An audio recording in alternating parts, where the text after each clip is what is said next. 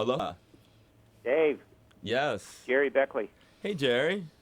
How are you? I'm good, brother. How about yourself? I'm fine. How's things in paradise? Oh, things are, it has those elements of the real world that we're all facing from time to time. But aside from that, the weather's good and I'm healthy. And thank you for asking. How about yourself? Yeah, I'm fine. I'm actually home. Home for a few days, which is Nice. Just making a minor adjustment on a couple Hey, of Jerry, notes can I here. ask you where's home?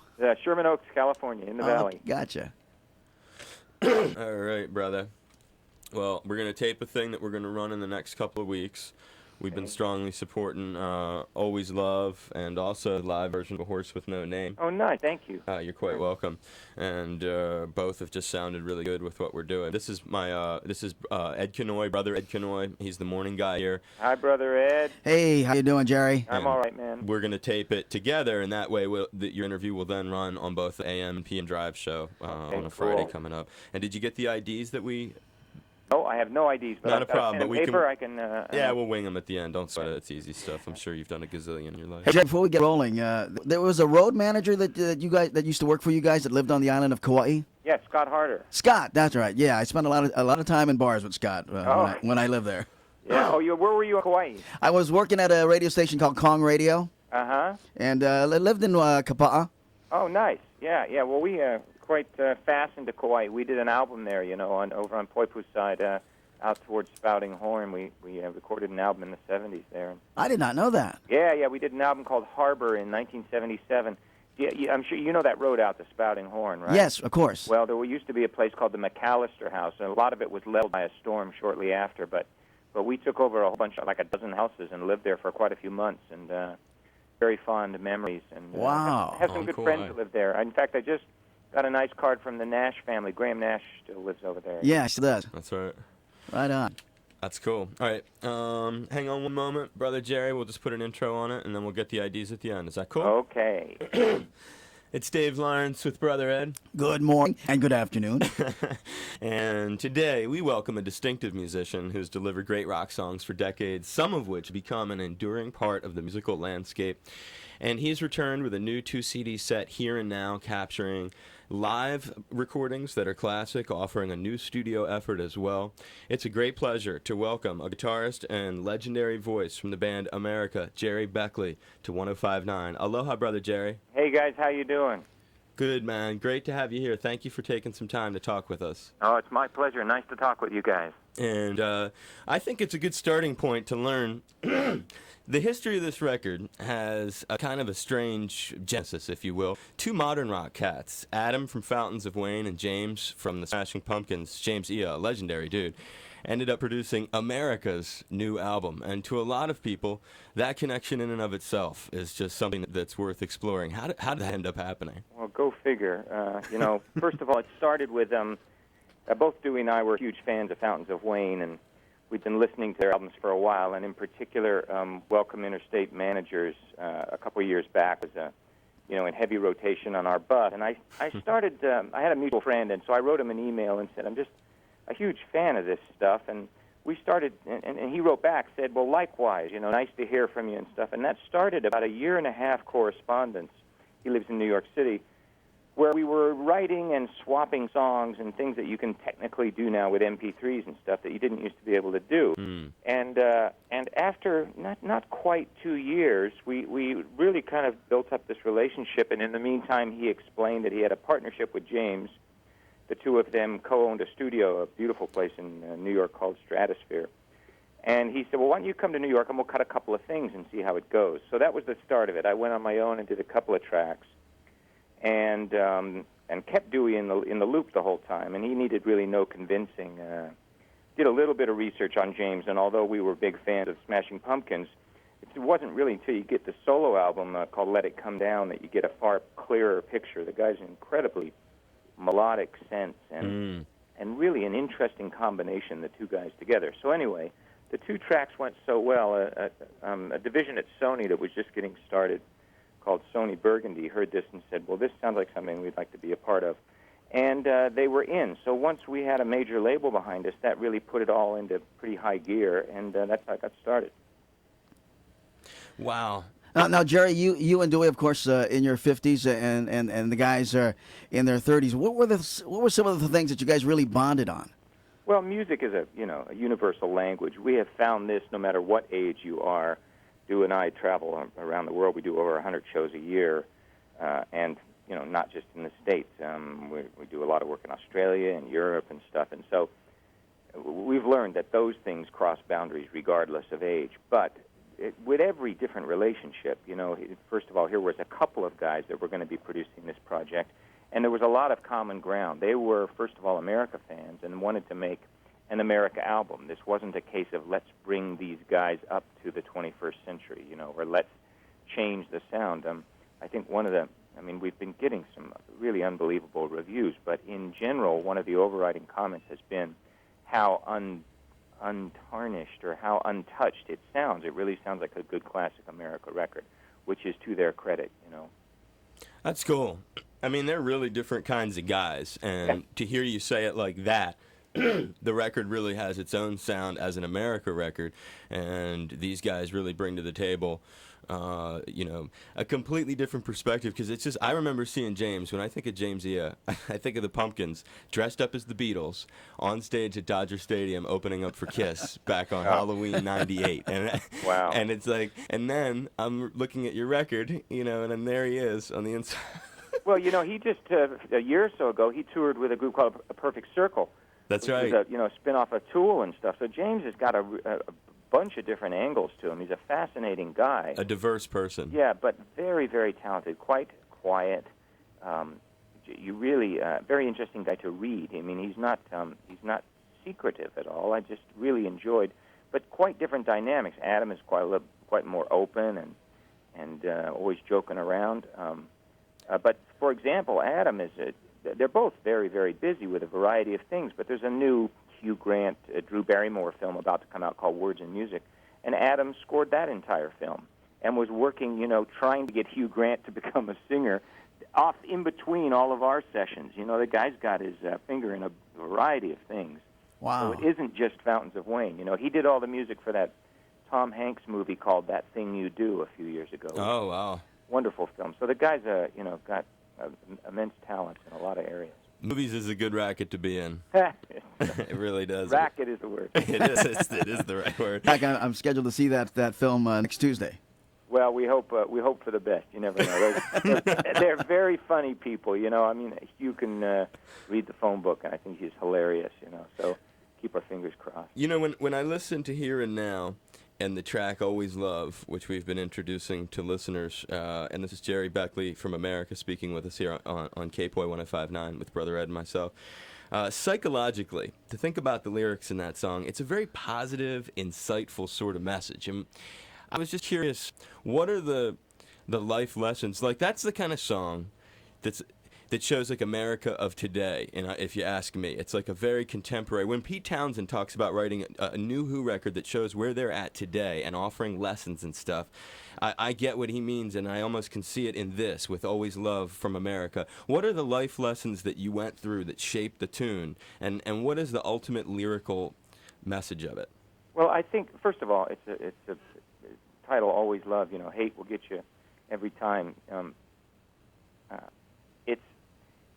I don't want to overly simplify things, but what you were on, the path you were on talking about what Pete Townsend was saying is that, and this is a very fine line because you're talking about pop music in general. You're talking about 3-minute songs, 4-minute songs. You don't want to dive into, fathomless depths where you've really overstepped your boundaries. I don't mean to say that you can't have incredible, sensitivity and depth and things in a lyric to a pop song. But it's a tight framework when you're writing a pop song. These are short little lines, and they've got to very often, not always, rhyme. And there's just, like maybe 8 of them before the chorus comes in.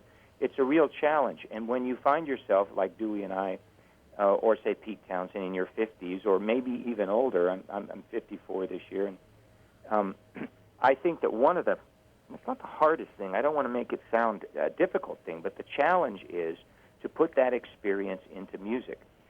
So much of rock and roll is basically this kind of teen angst and as Brian Wilson said years ago, I'm bugged at my old man and stuff. And you just really can't keep saying that in your 30s and 40s. It just doesn't sound right, So how wide open are your eyes? How true are your life experiences? Are you a married man? Do you have a family now? At what point can you use these things as subjects and put them into songs? And I think Always Love is a great example of one of those tunes that has a message but still manages to be a cool 3 or 4 minute pop tune. Well, Gerry, can I ask you then, so what was the experience that led to A Horse with No Name? My favorite quote about Dewey wrote that song, but my favorite quote was Randy Newman one time said, "That's a song by a guy who thinks he took acid." I don't know. It's basically Dewey used to kick around with his brother and out in the desert. He really loves the desert. He loves all that wildlife, and he wrote at 17 years old, which is how old I think he was at the time. Wow. What do you? An ecological kind of thing. The irony there is for all of this cryptic, what's he on about kind of thing. It wraps itself around a chorus that is la la la la la la. And again, the universal language. It's amazing to see people in the Philippines all join in for that at the encore. Right. That's sort of like, that's a good lead, and I was going to ask you about Ventura Highway, which has its own sort of vocalizing in it. Whenever I hear that, the thing about America, maybe, because of its presence in radio and formats, it remains very nostalgic to me when I hear it. And Ventura Highway is one of those. It's a song. Whenever I hear it, I don't know how to describe the.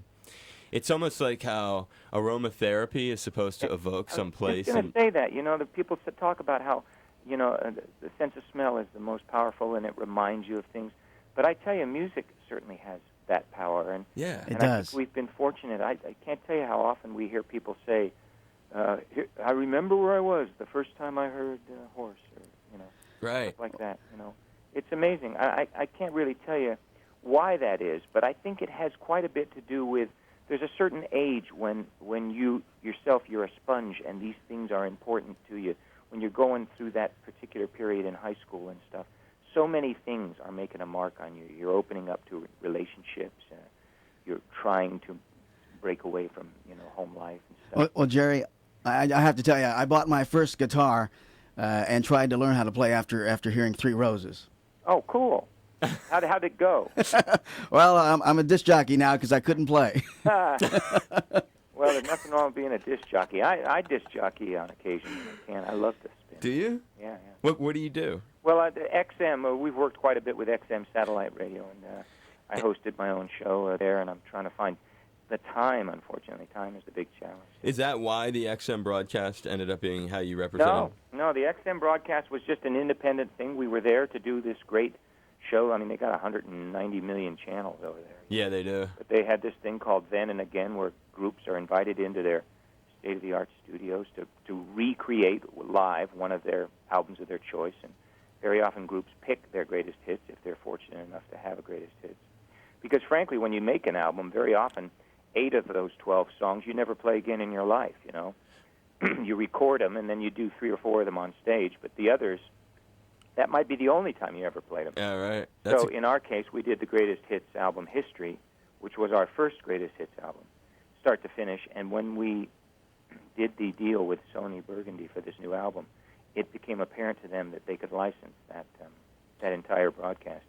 So it was a win-win because Dewey and I didn't really want to have to address going back and recutting these songs, That Horse with No Name, the arrangement with the build-up to the drums, the unreal guitar solos, soulful vocals, tasty leads on the ending finale of that. I gotta tell you, that thing is ferocious, dude. I really, Thank you. As soon as I heard it, I told the record people who were working your album, Paul Yeskel and stuff, I said, this is the jam right here. I mean, this is a live remake that people have got to hear. The guitar work, it's just very emotional. It's very soulful, dude. So, well, we've had a few years to get it down. You damn right. It's as they say, the fat lady at the end. The barn door is Sister Golden Hair, and then Horse is always the end of the show. And it's just for people who haven't seen an America show, and we do a ton of them, all over the place. But we were in, I think, I don't know if you call it HIC anymore, or Blaisdell or whatever, but we played there The Blaisdell. Played there with Chicago a year or so back, and it was sold out. Just fantastic. I was there. Yeah, it was cool, really cool.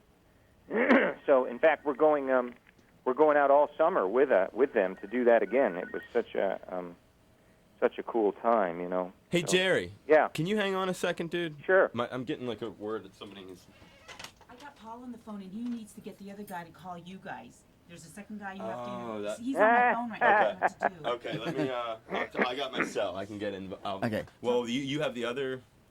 See, we don't have the ability to conference here. Hey, though. that's all right. I mean, Or we can wrap it up, and you can call him back and talk Yeah, I to guess him and that's what edit we'll- it together or whatever. That's what we'll do. We'll do that. Can you tell Paul? Paul, Yeah, tell Paul. You know, no, just tell Paul that we're finishing with one of the artists. Okay. We were talking with Gerry, Right. and Jerry's aware. We just figured out what's going on, and we'll talk to Dewey, the other guy. We'll That's call it. him. Yeah. Yeah. You're going to call Dewey? Yeah. Yeah. Dewey's number? No, but if you can get it from Okay. Paul, All right. thanks. Okay. And just explain to him what it's. We can't. Okay. We haven't been able to conference anything on it. Technology. Amazing. So that's, Hey, I was in Maui for the earthquake a month or so ago. Were you? Well, you were? Oh, Yeah, wow. I was there. I was working with the Beach Boys at Grand Wailea. How often do you get out here? Not enough, I tell you. Well, promise us that if you're on Oahu again, you'll stop in and maybe you'll play an acoustic set in the studio for us. I would love it. You know, I try to get there as much as possible. I have some very dear friends on the main island, and I produced an album for Teresa Bright a few years back, and Wow. it gave me a chance to come there and do some sessions right there in Honolulu. Which And album did you produce, Gerry? It's called Crossing the Blue, and we had Cyril come in and play some great slack key, and it was just a wonderful experience. It was, I think, an album for Asia and stuff, but it's available. And of course, got to work extensively with Teresa, who's, as you know, a national treasure there, and so it was really an honor. Dude, that's huge. Well, the new CD is out here and now it's in stores. We encourage people to pick it up from America. Gerry Beckley, kind for joining us. Thank you so much for Hey, being my a part pleasure, of the guys. show. You take care. All right, you guys take care. Aloha, it's Gerry Beckley from the group America, and you've made an excellent choice. You're listening to my buddy Dave Lawrence.